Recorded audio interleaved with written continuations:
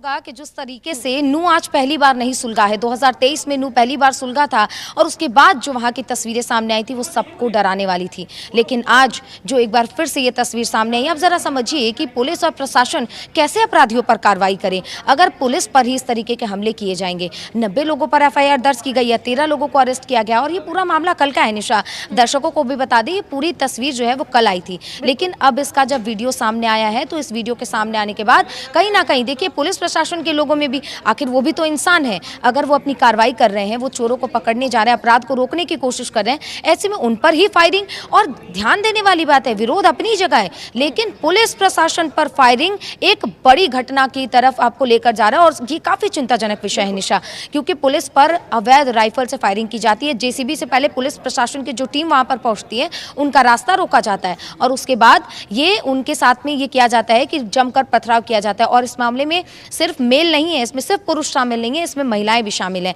कहीं ना कहीं ये भी सोचने की बात है कि आखिर जब पुलिस अपनी कार्रवाई कर रही है, जब चोर को पकड़ने जा रही है, तो फिर इस तरीके से उनको घेर कर और उसके बाद उन पर पथराव करना, उनको पीटना और उन पर बंदूकें गोलियां चलाना, काफी ज्यादा चिंताजनक स्थिति इस वक्त नूह में बनी हुई है। ये तीसरी बार है जब पिछले 2 साल में नूह जलता हुआ नजर आ रहा है। निशा, ठीक है सुचित्रा, क्योंकि जिस तरीके से हमने देखा कि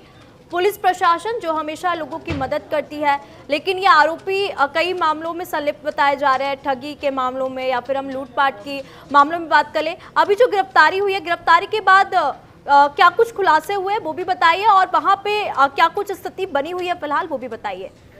बिल्कुल, सबसे पहले स्थिति पे बात करेंगे, उसके बाद विस्तार से बताएंगे कि कौन कौन गिरफ्तार होने वाला था और क्या क्या उन पर केस दर्ज थे। पहले तो नूह की कल जो स्थिति थी वो बेहद ही तनावपूर्ण थी। पुलिस के ऊपर जिस तरीके से पथराव किया गया, दर्शकों को हम लगातार उसकी तस्वीरें भी दिखा रहे, इनमें महिलाएं भी शामिल है, छोटे छोटे बच्चे भी शामिल है। लगातार पुलिस के ऊपर पथराव किया गया और बंदूकें चली हैं। बार बार इस बात को इसलिए मेंशन किया जा रहा है कि पुलिस जब अपराधी को पकड़ने जाती है तो जब तक मुठभेड़ नहीं होता, जब तक सामने से फायरिंग नहीं की जाती, तब तक पुलिस भी बंदूक का इस्तेमाल नहीं करती। लेकिन अब पुलिस पर ही उल्टा फायरिंग की जा रही है। ऐसे में देखिए कोई अप्रिय घटना हो सकती थी, किसी की जान भी जा सकती थी। अभी नूह में काफी स्थिति तनावपूर्ण है, हालात को कंट्रोल करने की पूरी कोशिश इस वक्त भी चल रही है। हालांकि लोग जो हैं वो अपने अपने घरों में हैं, पर फिर भी पुलिस प्रशासन वहां पर चप्पे चप्पे पर नजर रख रही है, मुस्तैदी के साथ तैनात है और हाँ, सख्ती के साथ कदम उठाए जा रहे हैं। हालांकि अब पुलिस की ओर से जांच भी की जा रही है। इस बीच में मैं आपको एक विस्तार से इसकी जानकारी दे दूं, जहां पर आरोपी को पकड़ने जब पुलिस टीम गई तो उन पर समर्थकों ने हमला किया और राइफल के साथ साथ पुलिसकर्मी ने जब हमला हुआ तो जवाबी कार्रवाई भी की। इस पूरे मामले में पुलिस ने 30 नामजद और 60 अज्ञात के खिलाफ यानी कि कुल 90 लोगों के खिलाफ केस दर्ज किया गया है। वहीं 13 आरोपियों को गिरफ्तार भी किया गया है, जिनमें 3 महिलाएं भी शामिल हैं। अब इस घटना का वीडियो सामने आया है जिसमें साफ तौर पर देखा जा सकता है कि फायरिंग की गई है और पथराव किया गया है। अब ये पूरा मामला देखिए, पुलिस ने पूरा मामला बताया है कि चोरों को पकड़ने के लिए अलग अलग जगहों पर दबिश दी जा रही थी। और मैं आपको यहाँ पे रोकना चाहूंगी, शैंकी जिंदल भी हमारे साथ जुड़ चुके हैं। शैंकी, नूह से इस वक्त की बड़ी खबर सामने आ रही है, क्या ये पूरा मामला बताइए। बात करूं, नूह की कोई ये पहली घटना नहीं है। इस तरह की घटना नूह के अंदर पहले भी देखने को मिली है। अक्सर देखा जाता है कि नूह के अंदर ये चोरी को लेकर जिस तरह से पुलिस पकड़ने गई थी और ये जो मामला इस तरह से जो पुलिस पर हमला हुआ है, लेकिन जवाबी कार्रवाई करते हुए पुलिस ने 13 लोगों को गिरफ्तार भी किया है। लेकिन ये कोई अक्सर इस तरह के मामले कोई ये नहीं है कि नया है, क्योंकि पहले भी अक्सर नूह के अंदर देखा गया हो तो पहले भी इस तरह की आगजनी का मामला है, चोरी का मामला है या किसी अन्य तरह की जो मामले हैं वो नूह के अंदर देखने को मिले हैं। लेकिन पुलिस का काम हमेशा क्योंकि लगातार आपने देखा हो पीछे भी कुछ जिलों के अंदर जो है गोलियां चलने का मामला जो है हरियाणा के अंदर सामने आया है। लॉ एंड ऑर्डर कहीं ना कहीं अब सवाल खड़े कर रहा है, क्योंकि लॉ एंड ऑर्डर के साथ साथ अगर आप हरियाणा की बात करूं, हरियाणा के अंदर लॉ एंड ऑर्डर पे सरकार हमेशा ये कहती है कि जो लॉ एंड ऑर्डर है उस पर लगातार पुलिस जवाबी कार्रवाई कर रही है और सरकार भी लगातार उस मामले को संज्ञान में कर रही है। आपने पिछले दिनों देखा हो, केंद्रीय मंत्री अमित शाह के द्वारा भी एक बयान दिया गया था कि विदेशों के अंदर भी इस तरह के कोई भी बदमाश या कोई भी छिपे हुए हैं उनको भारत लेकर आने का काम करेंगे, चाहे वो गोल्डी बराड़ के भाई का नाम है या फिर अन्य कोई भी जिन्होंने किसी तरह के कोई भी मामला जिसके ऊपर दर्ज है उनको भारत लाकर जवाबी कार्रवाई की जाएगी। स्पेशल एक टीम गठित की जाएगी, उस टीम के अंदर चाहे वो वकील है, क्योंकि उनके जो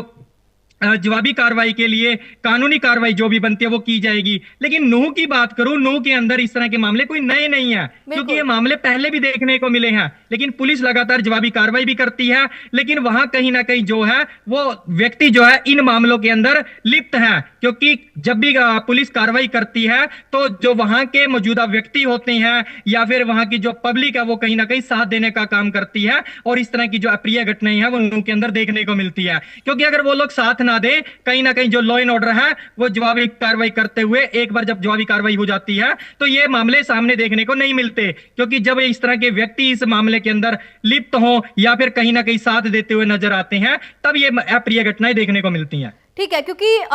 पुलिस के अनुसार इस पूरे मामले में ये बताया जा रहा है कि आजाद नाम का जो आरोपी था उसने ग्रामीणों को उकसाया, क्योंकि फायरिंग के बाद आजाद जब मौके से भागने लगा तो उसकी पिस्टल वहां पे गिर जाती है, पुलिस ने उसे बरामद किया। उसके बाद जो आजाद नाम का आरोपी है उसने गांव वालों को उकसाया और ग्रामीण, बच्चे, बुजुर्ग, महिलाएं सभी इस वीडियो में देख रहे हैं, पुलिस पर पथराव करते हुए नजर आ रहे हैं। जी बिल्कुल, ये कोई बात मैंने अभी भी कुछ द्वार पहले भी ये बात की थी कि नूह के अंदर अगर कोई अप्रिय घटना होती है, वहां पे एक व्यक्ति नहीं अन्य व्यक्ति भी किसी ना किसी मामले को उकसाने का काम करते हैं, क्योंकि अक्सर वहां देखा जाता है नूह के अंदर पहले भी जितनी अप्रिय घटना हुई है उसको जो इतना बड़ा अंजाम दिया जाता है वो के स्थानीय लोगों के द्वारा ही दिया जाता है। क्योंकि अगर स्थानीय लोग वहां की जवाबी कार्रवाई के अंदर पुलिस जो कार्रवाई करती है अगर वो किसी तरह से लिप्त ना हो या फिर उस कार्रवाई के अंदर किसी तरह से साथ ना दे तो यह अप्रिय घटनाएं देखने को नहीं मिलती, क्योंकि पुलिस का काम है किसी न किसी जवाबी कार्रवाई को करते हुए उन लोगों के ऊपर लॉ एंड ऑर्डर के तहत कार्रवाई भी करना और उन लोगों को पकड़ना। क्योंकि नूह के अंदर जो इस तरह की पहले आपने देखा हो आगजनी का मामला भी आया था, अब आपने जिस तरह से बात की आजाद के द्वारा भी वो लोगों को उकसाने का काम किया, तो नूह के अंदर अक्सर देखा भी जाता है कि पहले भी लोगों को उकसाने का काम किया जाता है और जो पथराव किए जाते हैं वो स्थानीय के द्वारा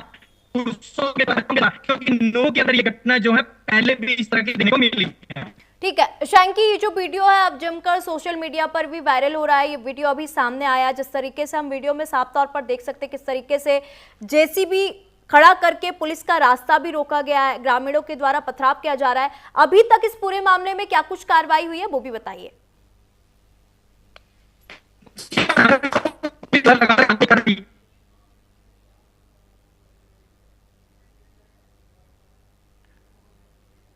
ठीक है, शैंकी का नेटवर्क दिक्कत आ रहा है जिस कारण से